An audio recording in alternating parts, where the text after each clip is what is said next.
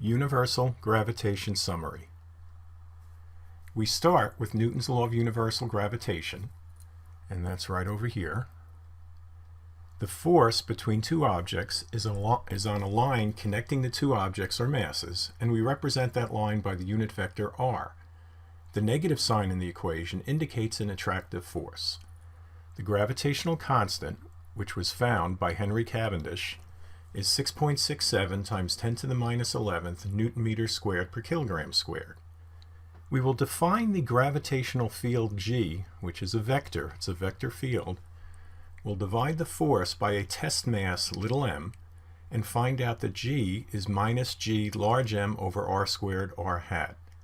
What this is telling us is the gravitational field is generated by mass m, and the force between m and any other mass that comes nearby, that force causes the field, the gravitational field, and that mass m will interact with the field and not directly with mass m. This is kind of the foundation of field theory. And we give that force as m times g, the gravitational field. This is a plot of the gravitational field of a solid sphere. Again, note it is negative, which is showing us that we have an attractive field. It's all below the x-axis. We're in the fourth quadrant. The gravitational field within the sphere increases linearly from 0, well, the magnitude increases linearly, till it gets to the surface of the sphere, and then it decays off as 1 over r squared. So here's the expression for the gravitational field inside the solid sphere, and here you are outside the solid sphere. Once we get to electricity, you'll see a very similar diagram for the electric field due to a solid sphere, a solid insulating sphere. Calculate the change in the gravitational potential energy for two masses, m1 and m2, as m2 moves from r0 to a distance rf from m1. So what we have is this will be, let's see, this will be m1. And then we're going to have m2 over here, and it starts at r0, and it moves in some direction to rf. So the change in potential energy is U final minus U0, U initial. That's equal to negative of the work done by the gravitational field on the object m2. So we put that in here, and notice, and now you got to start keeping track of the negative signs. The force is negative, but we also have a negative in front. So when we go to the next line, you see that cancels out, and you just have positive.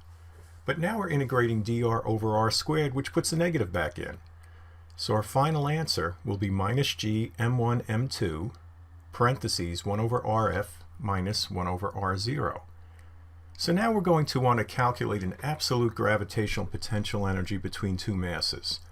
So we will say this r0 will start the one mass out at infinity, and we'll bring it into rf equals r, where r, okay, we're over here now, r is just going to be the distance between these two masses when the traveling finishes. We'll also state that the gravitational potential energy at infinity is 0, and that kind of makes sense right over here, right? 1 over infinity is 0, and then we'll get this expression for the absolute potential energy between two masses, again with this constraint right here. We're now going to put an object of mass m orbiting a mass of large m in a stable circular orbit, and it has a radius r. We're going to find the orbital velocity it needs and also the period of it as it goes around the larger object. We will start with Newton's law of universal gravitation, and since we're in a circular orbit, Newton's second law says that's m times a centripetal, and the centripetal acceleration is v squared over r. Now hopefully you'll say, wait a minute, shouldn't that be a negative force? You told us that was an attractive force. Well, yes it is, but let's look at our orbit. Here's m, here's our big M in the middle, and what is the direction of the force on little m? In towards the center. What's the direction of the acceleration of little m? In towards the center. So one of the conventions we use is if the force is in the direction of the expected acceleration, we give it a positive sign.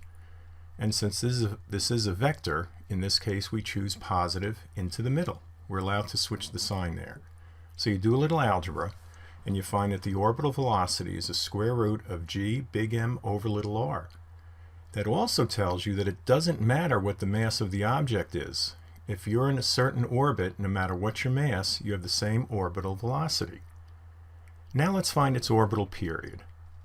We start with velocity as distance over time, one of the first things you learned in physics. So the distance around a circle is 2 pi r, and the time it takes you to do that is the period, which is capital T. We then substitute our orbital velocity in on the left side, and whenever you have a square root like that in an equation, your first thing is to get rid of it, so square it. So if you square the left side, you have to square the right, which is what we have here. Do a little more rearrangement, and here is our orbital period. We can now find the total energy of an object in a stable orbit, not just its potential energy. So total mechanical energy will be kinetic plus potential. Our kinetic will be 1/2 mv squared. Our potential energy we derived a few slides back. Notice it's negative. We then substitute in for kinetic energy our velocity, orbital velocity, and square it. And then we add to that a negative gm little m over r. And we find the total energy of an object in a stable orbit is this expression here. Notice it is negative again, which indicates a bound system. Calculate the escape velocity of an object from a celestial body such as the Earth or Mars or something else, and we want to find the minimum energy you need, because we want to use as little fuel as possible, to get away from the planet so we can go somewhere else. So the way we do this mathematically is we're going to say we want to get to infinity. Yes, I know this sounds a bit impractical, but we want to get there with zero energy.